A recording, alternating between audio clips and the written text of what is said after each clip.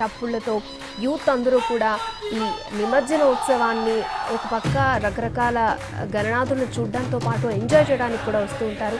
చాలా ప్రాంతాల నుంచి హైదరాబాద్లో జరుగుతున్నటువంటి నిమజ్జనాన్ని చూడడానికైతే చాలా ప్రాంతాల నుంచి ప్రజలు తరలిస్తూ ఉంటారు. దానికి తగ్గట్టుగానే అన్ని ఏర్పాట్లు చేస్తూ ఉంటారు అధికారులు.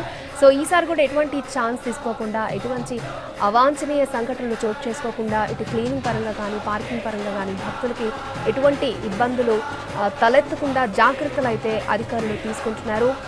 ట్యాంక్ బండ్ పరిసర ప్రాంతాలు అయితే కిక్కిరిసి ఉన్నాయి. గణనాథులు ఒక పక్క నిమజ్జనం కొనసాగుతూనే ఉంది, మరొక పక్క హైదరాబాద్ బడా గణేష్ శోభాయాత్ర అలా ముందుకి కదిలి వెళ్తుంది.